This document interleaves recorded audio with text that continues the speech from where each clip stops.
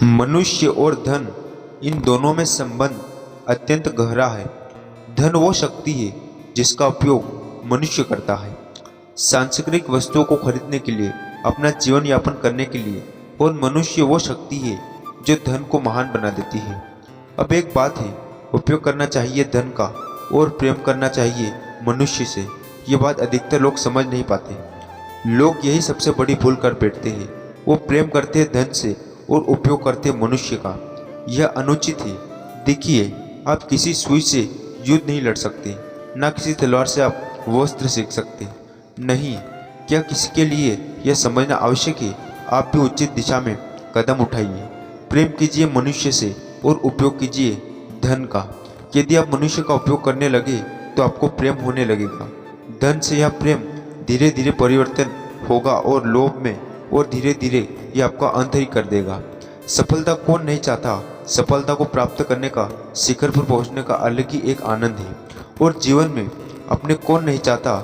हर एक व्यक्ति चाहता है कि जीवन में मेरे कुछ अपने जो सदैव मेरे साथ रहे, क्योंकि अपनों के साथ ही सफलता का आनंद सबसे अधिक आता है।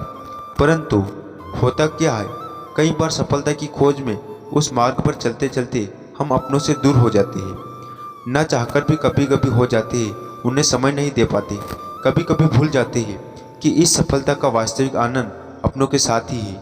सफल होने के पश्चात जब हम अपनों से मिलते हैं, उनके नेत्रों में हमारे लिए जो सम्मान है, जो प्रेम है, यही असली पुरस्कार भी है। हम भूल जाते हैं बात और अकेले हो जाते हैं। अधिकतर बार यह होता है, अधिकतर बार लोग को सफल है वह अकेले रह जाते हैं। जब आप क्या चाहते हैं, आप असफल होकर अकेला रहना चाहते हैं या सफल होकर अपनों के साथ आनंद मानना चाहते हैं? निर्णय आपका है। सफलता के पीछे भागिए, सभी को झोंके दीजिए, किंतु अपनों को साथ कभी मत छोड़िएगा। वो अपने जो आपकी सफलता के लिए उत्तरदायी है, वो अपने ही जिन्हें आपकी सफलता से सुख मिलता है, आनंद मिलता है, उन्हें कभी मत त्यागिएगा। भगवान और भक्त जब एक आकार में होते हैं, जब भक्त अपने भगवान की ओर, अपने जीवन के उद्देश्य की ओर पूर्ण समर्पित होता है, तब जन्म लेती है भक्ति। जब संसार में सारी आशाएं भले ही आपका साथ क्यों न छोड़ दे, भक्ति आपके साथ रहेगी। भक्त और भगवान जब एक आकार हो जाते हैं तो उन्हें कोई अंतर नहीं रहता, वो एक हो जाते हैं। एक व्यक्तित्व, एक अस्तित्व इसलिए कभी भी जीवन में किसी रूप में नहीं, प्रकार के किसी ईश्वर के मानिए। मन में सदा जागृत कीजिए, इस भक्ति को जागृत कीजिए। संसार में भले ही सब कुछ आपको छोड़ना चला जाए, तब भी यह भक्ति केवल आपका उत्थान ही करेगी। तो मन में इस भक्ति को जगाइए। शब्द ही शून्य, शब्द ही आरंभ, शब्द की अंत भी, शब्द ही अमर है। ब्रह्म भी यह शब्द अत्यंत विशेष है। किसी रोते को हंसा देते हैं, किसी हंसते को रुला देते हैं, किसी के मन में ऊर्जा जागृत करते हैं तो किसी के मन में कांटा बनकर छुप जाते हैं। एक अत्यंत महत्वपूर्ण बात है जो समझना अत्यंत आवश्यक है। आपका मन, आपका हृदय कितना भी शुद्ध क्यों ना हो, कितना भी पवित्र क्यों ना हो, आपकी विचारधारा कितनी भी स्पष्ट क्यों ना हो, यदि आपकी वाणी पवित्र नहीं, यदि आपके शब्द शुद्ध नहीं, तो यह आपको आपके कर्मफल को भोगने पर विवश करने ही देते हैं। एक सरल सा उदाहरण है, आपके जीवन में कोई ऐसा होगा जो आपको नहीं पाता, जो कदाचित अधर्मी होगा, जो कदाचित नीच बुद्धि वाला होगा, परंतु उसे अशब्द कह देने से उसमें परिवर्तन तो नहीं आता, उसकी मानसिकता तो नहीं बदलती, बस मन में प्रतिकार की भावना जागती है, देश की भावना जागती है, और कुछ नहीं। इसलिए इन शब्दों पर नियंत्रण रखिए, इस वाणी पर नियंत्रण रखिए। श्रेष्ठ से श्रेष्ठ व्यक्ति को भी सावधान रहना पड़ता है, क्योंकि यदि इन शब्दों का प्रयोग उचित न हुआ तो आजीवन निशब्द होकर रह जाते हैं।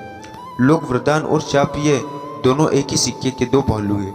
ये वरदान हमें कई कारणों से मिलता है, कभी हमारे परिश्रम के कारण भी, कभी तपस्या के कारण, कभी हमारे पुरखों के परिश्रम और तपस्या के कारण। परंतु यह वरदान कब तक वरदान ही रहेगा, यह हम निश्चित नहीं करते।